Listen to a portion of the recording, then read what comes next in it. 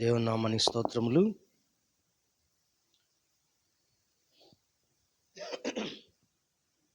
మన ప్రభువును ప్రియరక్షకుడైన యేసుక్రీస్తు వారి నామమున మీ అందరికీ శుభాలు తెలియజేస్తా ఉన్నాం. ఈనాటి మన ఆత్మీయ అనుదిన ఆహారముగా దేవుని వాక్యాన్ని మనం ధ్యానించుకుందాం.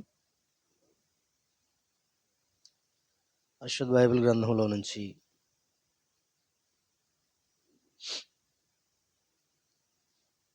మత్తయి సువార్త 6వ అధ్యాయము 38వ వచనం చదువుకుందాం. మత్తయి సువార్త 6వ అధ్యాయము 38వ వచనం చదువుకుందాం.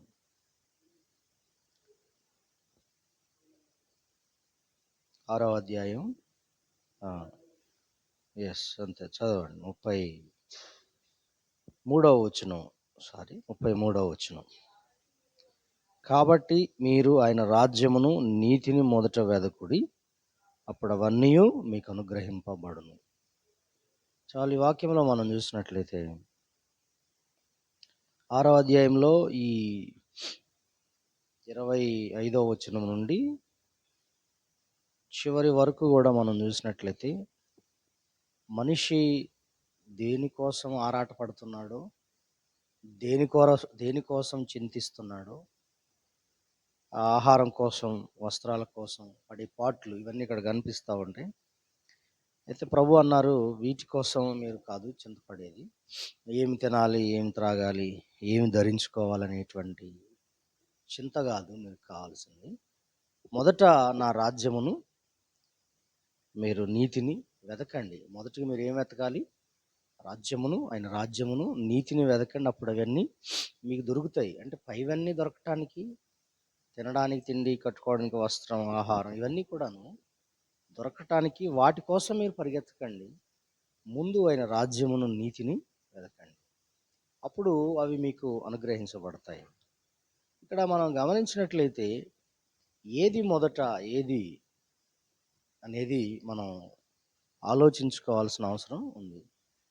ఈరోజు మనం ధ్యానించవలసిన అంశం ఏంటంటే, క్రైస్తవులుగా, దేవుని బిడ్డలంగా మనం దేనికి మొదటగా ప్రాధాన్యత ఇస్తున్నాం, మొదట దేనికి మనం ప్రయారిటీ ఇస్తున్నాం, ఏది మన యొక్క జీవితంలో ప్రయారిటీ అనేది మనం, లేదా ఏది ఇంపార్టెన్స్, ఏది నెసెసరీ అనేది మనం ఆలోచన చేసుకోవాల్సిన అవసరం ఉంది.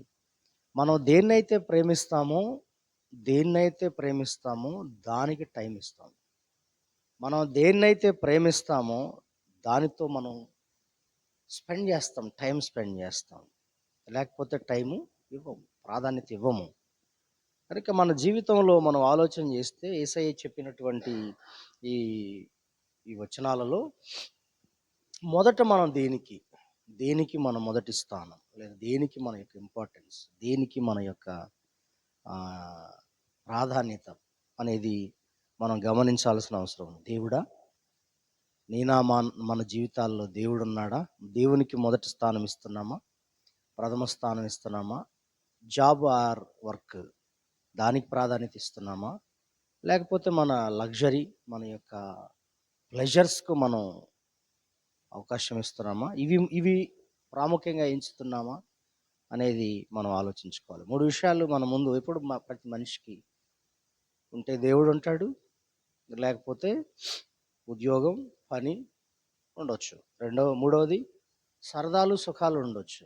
ఈ మూడిట్లో ఏదో ఒకటి మనిషి ప్రాధాన్యత ఇస్తూ ఉంటాడు, దేనికో దానికి ప్రాధాన్యత ఇస్తూ ఉంటాడు. మరి మనం దేనికి ఇస్తున్నాం? మొదటి స్థానం దేనికి ఇస్తున్నాం? ఎవరికి ప్రాధాన్యత ఇస్తున్నాం? యేసయ్య ఏమో నా రాజ్యమును, నా నీతిని మొదట వెదకండి అని ఆయన చెప్తున్నారు. అలాగనే ఇంకో చోట కూడా ఒక ఆయన ప్రశ్నిస్తాడు యేసు ప్రభు వారిని. మత్తయి సువార్త 22వ అధ్యాయము 36వ వచనంలో ఆయన ప్రభు దగ్గరికి వచ్చి, ఒక ధర్మశాస్త్రోపదేశకుడు వచ్చి ఆయన శోధించుచు ఆయన అడుగుతాడు, ఏమని అంటే, బోధకుడా, ధర్మశాస్త్రంలో ముఖ్యమైన ఆజ్ఞ ఏదని అడిగాను. అందుకు ఆయన ఏమడిగాడు? ధర్మశాస్త్రోపదేశకుడు ఏమడిగాడు? ముఖ్యమైన ఆజ్ఞ ఇది, ముఖ్యమైనది, ఇంపార్టెంట్ ఏది? అసలు ఆజ్ఞలు చాలా ఉన్నాయి కదా, ఆ ఆజ్ఞల్లో ఏది ఇంపార్టెంట్ అని అంటే ప్రభు చెప్పిన మాట, నీ పూర్ణ హృదయముతోనూ, నీ పూర్ణ ఆత్మతోనూ, నీ పూర్ణ మనస్సుతోనూ నీ దేవుడైన ప్రభువును ప్రేమింపవలెను అన్నదియే. ఇది ముఖ్యమైనది, మొదటిదియునైన ఆజ్ఞ. నిన్ను వలె నీ పొరుగు వారిని ప్రేమింపవలెను అను రెండవ ఆజ్ఞయు దాని వంటిదే. ఈ రెండు ఆజ్ఞలు ధర్మశాస్త్రం అంతటికి ప్రవక్తలకును ఆధారమై ఉన్నవని అతనితో చెప్పాను. ఇక్కడ ఈ ధర్మశాస్త్రోపదేశకుడు యేసుప్రభు వారిని అడిగిన ప్రశ్న ఏంటంటే, ఆజ్ఞల్లో ఏది ముఖ్యం, ముఖ్యమైన ఆజ్ఞ ఏది, ప్రధానమైనది ఏది, దేనికి ఇంపార్టెన్స్ ఇవ్వాలి, ఏది ఫస్ట్ ప్రయారిటీ ఇవ్వాలి అని ఆయన అడిగినప్పుడు ఆయన ఇచ్చిన జవాబు మనం ఇక్కడ చూస్తున్నాం. అది ఏంటట? పూర్ణ హృదయముతోను, పూర్ణ ఆత్మతోను, పూర్ణ మనస్సుతోను దేవుణ్ణి ప్రేమించు. ఫస్ట్ ప్రయారిటీ దేనికి నువ్వు ఇవ్వాలి, ఏది ప్రధానము అన్నప్పుడు ఎవరు ప్రధానం? దేవుడు ప్రధానం. దేవుడు ముఖ్యం. ఆయన ముఖ్యుడు. ఆయన ఆజ్ఞలు ముఖ్యమైనవి, ఆయన వాక్యం ముఖ్యమైనది, ఆయన చిత్తం ముఖ్యమైనది. ప్రధానమైనటువంటి వాడు ఈ ప్రపంచంలో, ఈ సృష్టిలో మనకంటే, మన కుటుంబాల కంటే, మన పిల్లల కంటే, మన ఉద్యోగ వ్యాపారాల కంటే ప్రధానుడు దేవుడు. ఆయన్ని మనం పూర్ణ హృదయముతో, పూర్ణ మనస్సుతో, పూర్ణ ఆత్మతో ప్రేమించాలన్నది ఆజ్ఞ. ఆజ్ఞ అది ఆజ్ఞ. అది ఏదో ఉపదేశం కాదు, అది ఆజ్ఞ, కమాండ్మెంట్. అది ఆయన మనం ప్రేమించడం అనేది ప్రాముఖ్యమైనటువంటి ఆజ్ఞగా మనం చూస్తూ ఉన్నాం. దేవుణ్ణి మనం ప్రేమించినట్లయితే, మనం ఆయన ప్రేమించినట్లయితే ఆయనకు సమయం ఇస్తాం. దేవుణ్ణి ప్రేమించినట్లయితే ఆయన ఆజ్ఞలు గైకుంటాం. దేవుణ్ణి మనం ప్రేమించినట్లయితే మన జీవితాల్లో ఆయన కంటే ఏది ఎక్కువగా అనిపించదు. కాబట్టి ఈ రోజున మనం ఏది ముందుగా చేయాలి అని తెలుసుకొని ఉండడం అవసరం. ఏది ఇంపార్టెన్స్ ఇవ్వాలి, దేనికి ఇంపార్టెన్స్ ఇవ్వాలి, ఏది అసలు నెససరీ, ఇది అత్యవసరం, ఇది ఇంపార్టెంట్ అయినది, దీనికి ప్రయారిటీ ఇవ్వాలి అనేటువంటి ఆ జ్ఞానము క్రైస్తవులంగా, దేవుని బిడ్డలంగా మనం ఎరిగి ఉండకపోతే తప్పిపోతాం మనం. కాబట్టి మనము మన టైంలో మొట్టమొదటిగా ఉదయమే లేచి ప్రభు సన్నిధిలోకి వచ్చి ఒక గంట అయినా దేవునికి సమయం ఇచ్చి గడిపితే నువ్వు ప్రాధాన్యత ఇచ్చినట్లు, నువ్వు ఆయనకు మొదటి స్థానం ఇచ్చినట్లు. ఎందుకంటే మొదట ఎవరితో నీ సంభాషణ, మొదట ఎవరితో నీ నీ యొక్క కన్వర్జేషన్, ఎవరితో నువ్వు చేస్తున్నావు అనేది మనం ఆలోచించుకోవాల్సిన అవసరం ఉంది. మొదటి సమయాన్ని దేవునికి ఇవ్వడం, లేదా దేవునికి ఆయన సన్నిధిలోకి వచ్చి ఆయన సన్నిధిలో కూర్చుని ప్రార్థనలో, వాక్య ధ్యానంలో ఉండడం మొదటి స్థానం ఇవ్వడం. అలా చేయడానికి ఇష్టపడతావు నువ్వు నిజంగా దేవుని ప్రేమిస్తే. మనం దేవుని ప్రేమిస్తే అలా చేస్తాం. లేదు అంటే నువ్వు దేవునికి ఇవ్వట్లేదు అని అంటే, నీ ప్లెజర్కి ఇస్తున్నావు అంటే నువ్వు ఆయన ప్రేమించట్లేదు అని మనకు చెప్పకనే చెప్తుంది బైబిల్. మనకు అర్థమవుతుంది అది. కాబట్టి ఈరోజు మనం గమనిస్తే కొందరు సమయం ఖాళీగా ఉంటే అప్పుడు చదువుతారు వాక్యం, ఖాళీగా ఉంటే ప్రార్థనకు వస్తారు, అవకాశం ఇస్తాం. అప్పుడు ఖాళీగా ఉంటే, ఏ పనులు లేకపోతే, ఏది లేకపోతే అప్పుడు కానీ మనం ఎరిగి ఉండాలట. ఇప్పుడు దేనికి ఇంపార్టెన్స్ ఇవ్వాలనేది మనం గ్రహించుకోవాలి. ఆ జ్ఞానం మనకు ఉండాలి. అబ్రహాము తన జీవితంలో లేక పుట్టిన ఒకగానొక కొడుకుని దేవుడు అడిగాడు, నువ్వు నన్ను ప్రేమిస్తున్నట్లయితే నిజంగా నీ ప్రేమను ప్రూవ్ చేసుకో అని ఒకసారి దేవుడు పరీక్షించాడు. నువ్వు ప్రేమిస్తున్న కొడుక, నన్ను ప్రేమిస్తున్నావని, నీ ప్రేమ నీ కొడుకు మీద ఉందా, నా మీద ఉందా? నీకు 90 ఏళ్ళ వయసులో, 100 ఏళ్ళ వయసులో నీ కొడుకునిచ్చా నేను అని దేవుడు పరీక్ష పెడితే, నీ కొడుకు నాకు తీసుకొచ్చి మోరియా పర్వతం మీద అర్పణ చేయమన్నాడు దేవుడు. ఆ ఆఫరింగ్ ఇవ్వమన్నాడు, అంటే బర్నింగ్ ఆఫర్ ఇవ్వమన్నాడు. అది చేయటానికి ఆయన మాట్లాడకుండా, దేవునికి ఏమి జవాబు చెప్పకుండా ప్రొద్దుటే వేకువనే లేచి గాడిదకి గంత కట్టి తన ఇద్దరు పనివారిని తీసుకుని మోరియా దేశానికి, లేదా ఆ కొండల మీదకి వెళ్ళి అక్కడ బలి అర్పణ చేయడానికి సిద్ధపడ్డాడు. అబ్రహామును మనం చూస్తాం, దేవుడి కంటే ఆయన తాను కన్న కొడుకుని లేక కొడుకుని కూడా ఆయన పక్కన పెట్టాడు. ఆయన దేవుని కోసం ఇవ్వడానికి ఆయన వెనుకాడలేదు. యేసుప్రభు వారి శిష్యులను మనం చూస్తాం. యేసుప్రభు వారి శిష్యులు ఆ చేపలు పట్టుకునే జాలర్లు, వాళ్ళ వృత్తి అదే. వాళ్ళకున్నటువంటి జాబ్ అదే. ఇంకేమి లేదు వాళ్ళకి. దాని మీదనే బ్రతకాలి. దాని మీదనే పిల్లల్ని, కుటుంబాన్ని పోషించుకోవాలి.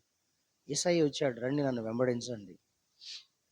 నేను మిమ్మల్ని మనుషులను బట్టే జాలర్లుగా చేస్తాను అనంటే, వాళ్ళు మాట్లాడకుండా వలలు విడిచిపెట్టి ప్రభువుకి అంకితం అయిపోయారు. వాళ్ళు ప్రభు కోసం బ్రతికారు, ప్రభు కోసం జీవించారు, ప్రభు కోసం సువార్తను ప్రకటించి తమ ప్రాణాలు అర్పించారు. ఇంపార్టెన్స్ గుర్తించారు వాళ్ళు. దేవుని పిలుపుని ఇంపార్టెన్స్గా తీసుకున్నారు వాళ్ళు. వాళ్ళు అది నెససరీ అని గుర్తించారు వాళ్ళు. ఈ రోజున మనం ఒకవేళ పిలిస్తే మనం సమయం అడుగుతాం. కొంచెం నాకు టైం ఉంది ప్రభువా, నేను తర్వాత వస్తాను సేవకి, నేను వచ్చి జాయిన్ అవుతాను ప్రభా, మీరు ముందు పదండి, వాళ్ళు ఉన్నారు కదా, వీళ్ళందరూ ఉన్నారు కదా, నేను వెనకొస్తాలే ప్రభువా అనేటువంటి మైండ్ సెట్లు కలిగినటువంటి వాళ్ళు మనం అందరం ఈ రోజున. కనుక మనం గుర్తించాలి, ఏది ఎప్పుడు మనం దేనికి ప్రాధాన్యత ఇవ్వాలి, ఏది మొదట, దేనికి ప్రథమ స్థానం ఇవ్వాలి అనేది మనం తెలుసుకోకపోతే మన ఆత్మీయ జీవితంలో దేవుణ్ణి ప్రేమించలేము. కనుక దేవుడు ప్రథమ స్థానం ఇవ్వాలి. ఆయనే నీ జీవితంలో మొదటివాడై ఉండాలి, ప్రథముడై ఉండాలి నా మనందరి జీవితాల్లో. ప్రార్థనకు ప్రాధాన్యత ఇవ్వాలి, వాక్యానికి ప్రాధాన్యత ఇవ్వాలి. అప్పుడు నిజంగా మనం దేవునికే మొదటి స్థానం ఇచ్చినట్లు.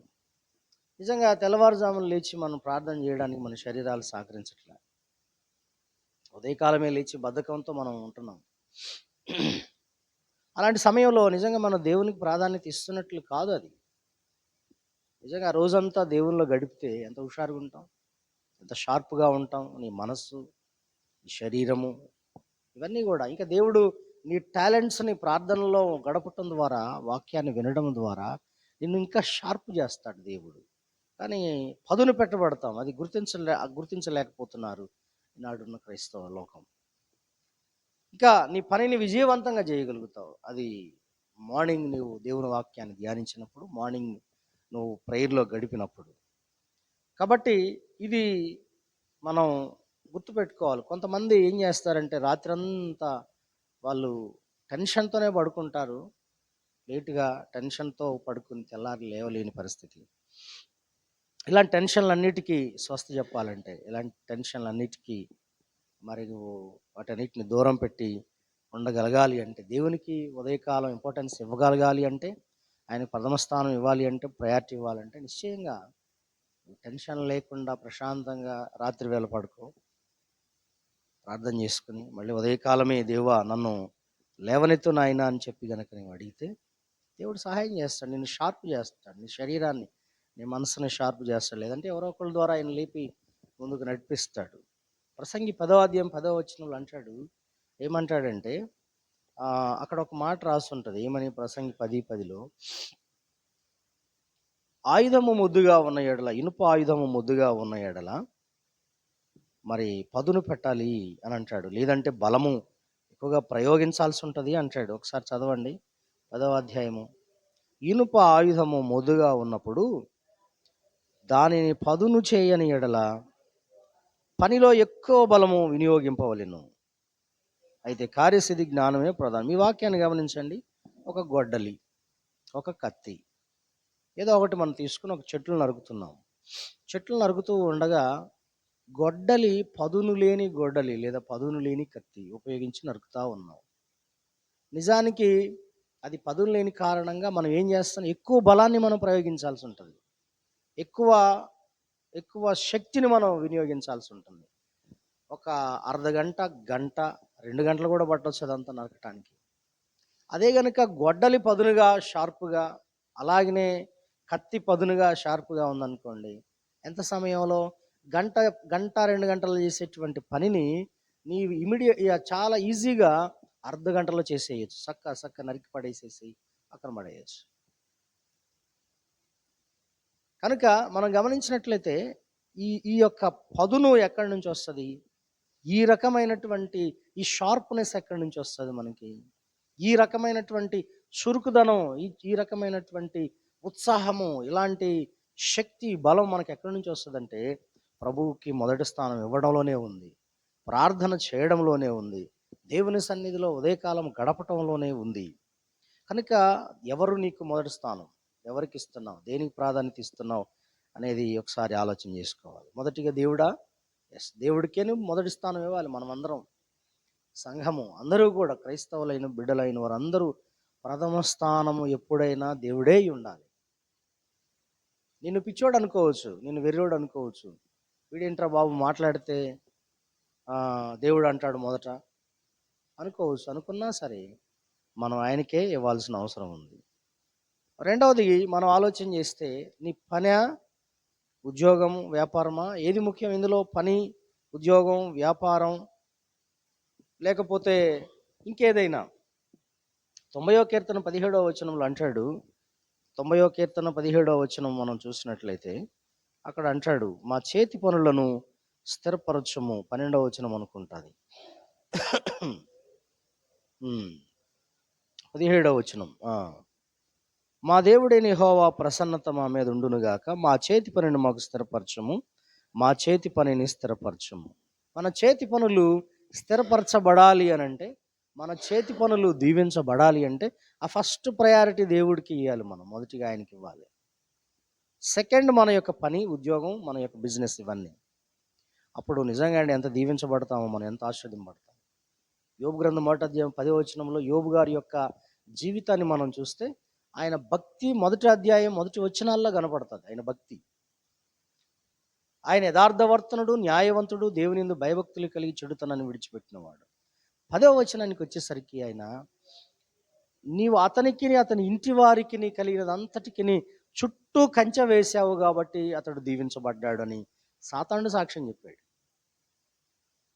అంటే అక్కడ ఆయన ఇచ్చిన ప్రాధాన్యత ఏదైతే ఉందో దేవునికి ఇచ్చాడు, ఆ క్రిందకు వచ్చేసరికి ఆయన బ్లెస్సింగ్ ఉంది. ఆయన చేసిన పనులన్నీ దీవించబడ్డాయి. అతడు ఏం చేసినది సఫలమైపోయింది. దేవుడు అతని ఇంటికి, అతను కలిగినది అంతటికి, ఏది కలిగి ఉందో, ఆయన ఏం కలిగి ఉన్నాడు దాని అంతటిని బ్లెస్ చేసినట్టుగా మనం చూస్తూ ఉంటాం. కాబట్టి దేవుని వాక్యంలో మనం గమనించినట్లయితే ఫస్ట్ ప్రయారిటీ అక్కడ యోబు గారు కూడా దేవునికి ఇచ్చాడు. ఆ క్రింద ఆయన పనులు సఫలమైన. అంటే నువ్వు పని చేయాల్సిన సమయంలో పని చేయి, ఉద్యోగం చేయాల్సిన సమయంలో ఉద్యోగం చేయి. కానీ నీవు ఉదయమే ప్రొద్దుటే దేవుని యొక్క వాక్యానికి, ప్రార్థనకి ప్రాధాన్యత ఇచ్చి నువ్వు జాబ్కి వెళ్ళు, నువ్వు పని చేయి. దేవుడు నిన్ను తప్పకుండా దీవిస్తాడు. కొంతమంది ఇంకా మనం ఆలోచన చేస్తే ఇంకొక ప్రశ్న కూడా మనం వేసుకోవాలి. ఆదివారం నీకు ఆరాధన ముఖ్యమా, నీ పని ముఖ్యమా? దీనికి ప్రాధాన్యత ఇస్తావా, దీనికి ప్రాధాన్యత ఇస్తావా అనేది కూడా ఒక ప్రశ్న. లేదు బ్రదర్, నేను పనికి పోకపోతే చాలా కష్టం, ఈరోజు నీ మందిరానికి వస్తే నాకు డబ్బులు ఎక్కడి నుంచి వస్తాయి, ఆ 1000 రూపాయలు కూడా రావాలి, ఆ 1000 రూపాయలు నేను పోగొట్టుకోలేను, నేను మందిరానికి రాను, నేను ప్రార్థనకు రాను, మా సార్ ఊరుకోడు, లేకపోతే ఆ పని చూసుకుని నేను వస్తాను, ఆ పని అయిపోయిన తర్వాత వస్తాను, వీలు దొరికితే అనేటువంటి మాటలు మనం చెప్తుంటాం. అక్కడ దేవునికి ప్రయారిటీ ఇవ్వట్లా, ఆరాధనకి ప్రాధాన్యత ఇవ్వట్లా, పనికి ప్రాధాన్యత ఇస్తున్నాం, వర్క్స్కు ప్రాధాన్యత ఇస్తున్నాం, బిజినెస్కు ప్రాధాన్యత ఇస్తున్నాం. కానీ దేవుడు వెనక్కి నెట్టబడుతున్నాడు. యెరూషలేము ప్రాకారాలు నిర్మించడానికి నెహెమ్యా ఎక్కడో సుదూర ప్రాంతంలో ఉన్నటువంటి ఆయన ప్రార్థన చేసి ఉపవాసం ఉండి అతడు వచ్చేసాడు. యెరూషలేముకు వచ్చి యెరూషలేము ప్రాకారాలను 52 రోజుల్లో కట్టాడు. దీనికి సెలవు పెట్టి కొన్ని నెలల పాటు సెలవు పెట్టి 52 రోజులు సెలవు పెట్టి ఆయన రాజుగారికి చెప్పి, రాజుగారి దగ్గర నుంచి పర్మిషన్ తీసుకుని ఆయన అక్కడ నుంచి తన ఉద్యోగానికి సెలవు పెట్టి వచ్చినటువంటి భక్తుడు బైబిల్లో మనకు ఎవరైనా కనపడ్డారంటే నెహెమ్యా గారు కనిపిస్తారు. అంటే ఆయనకి దేవుని మందిర ప్రాకారాలు కూలిపోయి ఉన్నాయి, దేవుని మందిరం యొక్క ప్రాధాన్యత ఆయన గుర్తించాడు, దేవుని యొక్క మందిరం యొక్క స్థితిగతులను చూసి ఏడ్చాడు, దేవుని మందిరం యొక్క స్థితిగతులు చూసి ఆయన కన్నీళ్లు పెట్టుకున్నాడు, ఉపవాసం ఉన్నాడు.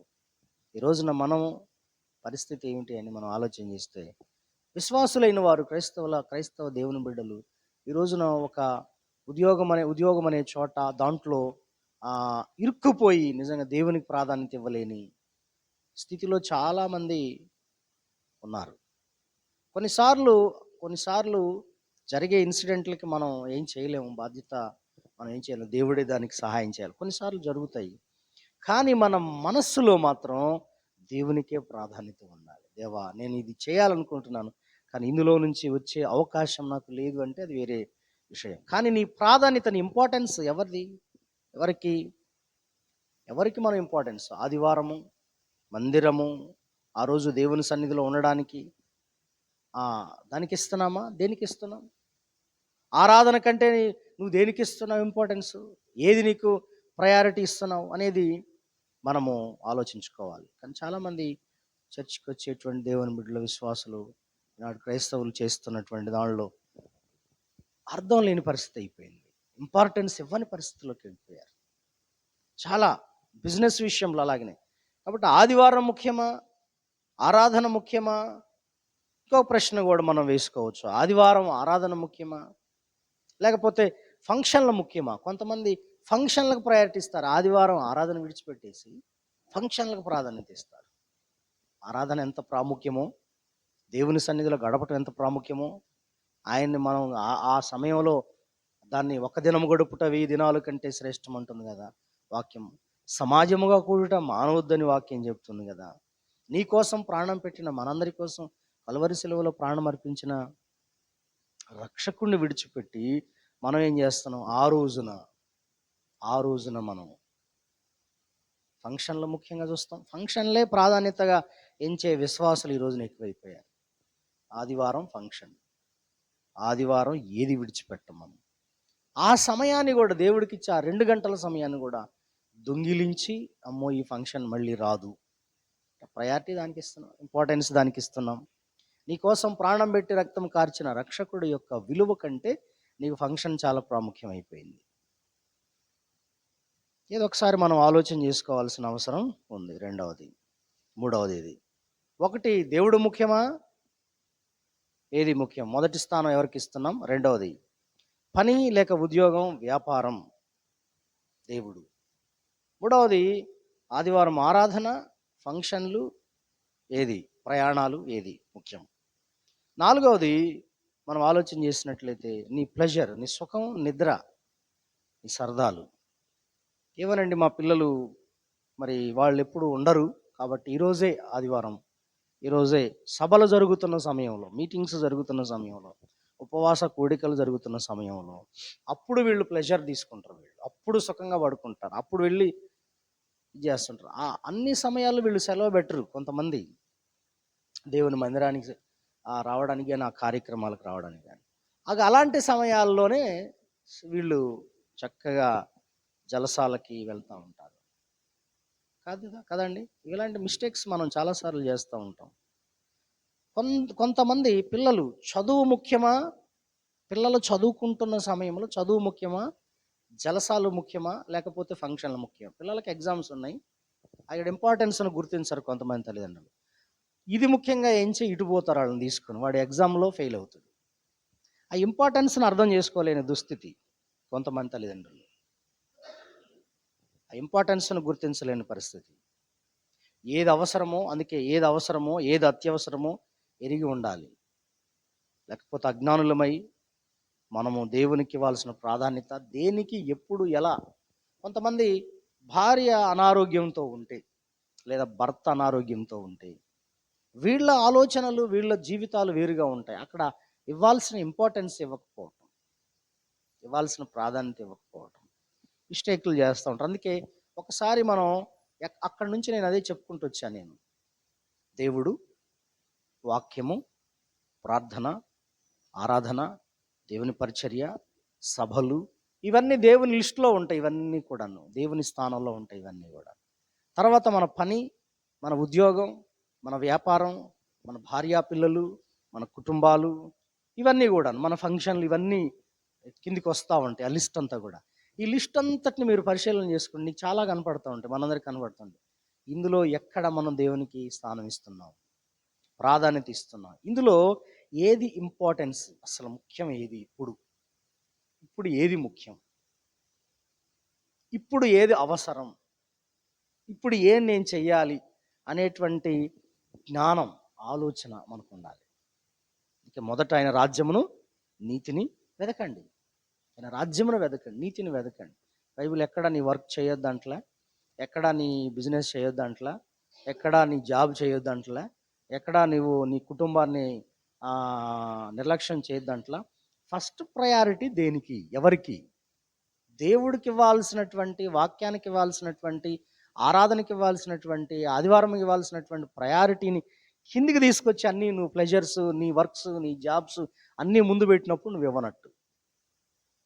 ప్రేయర్కు నువ్వు ప్రాధాన్యత ఇవ్వకపోతే నువ్వు దేవునికి ఏమిస్తున్నట్టు? వాక్య ధ్యానానికి నువ్వు అవకాశం ఇవ్వనప్పుడు నువ్వు ఎట్లా షార్ప్గా ఉంటావు, నువ్వు ఎట్లా దీవెనకరంగా ఉంటావు? ఇది ఒకసారి ఆలోచన చేసుకుందాం. ఈ ఉదయకాలంలో, ఈ నూతన సంవత్సరంలో, ఈ 2026లో మొదట ఆయన రాజ్యము నీతిని వెతుకుదాం. అప్పుడు దేవుడు నీకు ఏది కొదువుగా ఉన్నాయో, ఏవి కొరతగా ఉన్నాయో, ఏవి లేకుండా ఉన్నాయో, ఏది నీకు దేవుడు ఇవ్వాలి, ఆయన చేసిన వాగ్దానాలు నీ పక్షాన్ని నెరవేరుస్తాడు ఆయన. తప్పకుండా నీ కుటుంబం దీవించబడుతుంది. ముందు ఆయన రాజ్యాన్ని, నీతిని మనం వెతికినప్పుడు, మొదట ఆయన రాజ్యమును, నీతిని మనం వెతకటానికి ప్రయత్నించాలి. ఆయన ప్రేమించాలి, మనం ఆయన ఆజ్ఞలు గైకొనాలి, ఆయన వైపు చూడాలి. మనం ఎందుకు నువ్వు వెనకబడి ఉంటావు? ఎందుకు నువ్వు దీవించబడుకుని ఉంటావు? ఎందుకు నువ్వు ఆశీర్వాదకరంగా వండుకుని ఉంటావు? తప్పనిసరిగా ఆయన నిన్ను బ్లెస్ చేస్తాడు. దేవుడి వాక్యమును దీవించును గాక. ఆమేన్. ప్రార్థన చేసుకుందాం. పరిశుద్ధుడు అయిన మా తండ్రి, మమ్మల్ని మిక్కిలిగా ప్రేమించిన గొప్ప దేవ, ఈ ఉదయకాల సమయంలో నిన్ను స్తుతించుటకు, నిన్ను ఆరాధించుటకు ప్రభా నీ మందిరంలో చేరి మేమందరం ఉదయకాలమే ప్రార్థనలో గడుపుటకు, నీ సన్నిధిలో మేము గడుపుటకు మాకిచ్చిన ఈ శ్రేష్టమైన భాగ్యం కొరకు స్తుతులయ్యా. నీ దేవుడైన ప్రభువుని పూర్ణ మనసుతో, పూర్ణ ఆత్మతో, పూర్ణ హృదయంతో ప్రేమించాలన్నది ప్రధానమైన ఆజ్ఞలలో ప్రధానమైన ఆజ్ఞని తండ్రి. నిజమయ్యా, నీకంటే ఎక్కువ ఏది మాకు లేదు. నీకే మేము మొదటి స్థానం ఇచ్చి బ్రతికే నీ ఆ అత్యవసరతను, ఆ ఇంపార్టెన్స్ను మేము ఇవ్వగలిగే ధన్యత నాకు, నీ బిడ్డలకు అనుగ్రహించండి. అన్నాడు అబ్రహాము, నీకు ఇచ్చిన నీకంటే ఎక్కువగా ఏది ప్రేమించలేదు. ఆయన తన కొడుకును కూడా ఇవ్వడానికి వెనకాడనంత ప్రేమను కనబరిచాడు ఆయన. అయా మీకు స్తోత్రాలు చెల్లిస్తున్నాను. అలాగైన ఎడల పరలోకపు తండ్రివైన నీవు ఈ మానవాళ్ళందరి కోసం నీ కుమారుడు యేసుక్రీస్తు వారిని ఇవ్వటానికి వెనుకాడనంత గొప్ప ప్రేమ మాకిచ్చిన ఇంపార్టెన్స్ అది. మీరు మాకిచ్చిన ప్రాధాన్యత అది, మేము నశించిపోకూడదని. అలాంటప్పుడు మేము నాయన నీకు మేము మొదటి స్థానం ఇవ్వకపోవడం ఎంతో పాపం. మేము చేస్తున్న పాపపు పరిస్థితి అయ్యా, మమ్మల్ని క్షమించమని ప్రార్థన చేస్తున్నాయి. అదే కాలంలో నీ బిడ్డలైన వారందరూ ఏది ఇంపార్టెన్స్ ఇవ్వాలి, దేనికి ప్రాధాన్యత ఇవ్వాలో, ఏది మొదటిదో తెలుసుకోలేని దుస్థితిలో మేము అందరం ఉంటున్నాం. ఇది ఇప్పుడు మేము చేస్తున్నప్పుడు ఇది ఇంపార్టెంటా? దేవుడు అక్కడ మందిరం నడుస్తుంది, ఇక్కడ నాకు ఇది వచ్చింది, ఏది ఇంపార్టెన్స్? కొన్నిసార్లు వాటి నుంచి బయటపడలేకపోతున్నాం. కొన్నిసార్లు అలాంటి పరిస్థితుల నుంచి మేము ఏది అనేది ఎంచుకోలేకపోతున్నాము. మమ్మల్ని క్షమించి సహాయం చేయండి. ఈ సంవత్సరం 2026లో ప్రభువా, ఆ జ్ఞానముతో, ఆ యొక్క వివేకముతో నాయన మేము నడుచుకునే భాగ్యం, నీకు ప్రథమ స్థానం ఇచ్చే భాగ్యం, నీ వాక్యానికి, నీ ఆరాధనకి, నాయన నీ సన్నిధికి మేము మొదటి స్థానం ఇచ్చినప్పుడు మేము దీవించబడతామని, మాకు ఇవ్వాల్సినవన్నీ సమస్తం మీరు అనుగ్రహిస్తారని నీ వాక్యంలో మేము చదువుకున్నాం. అట్టి కృపను నాకు, మా అందరికీ ప్రసాదించి దీవించండి అయ్యా. ఈ కమిట్మెంట్తో నీకు మేము ప్రాధాన్యత ఇస్తాము అన్నటువంటి కమిట్మెంట్తో మేము ఈ సంవత్సరం నడుచుకునే భాగ్యం నాకు, మా అందరికీ ప్రసాదించమని యేసుక్రీస్తు వారి నామములో ఈ ప్రార్థన అడుగుచున్నాము తండ్రి. ఆమేన్, ఆమేన్.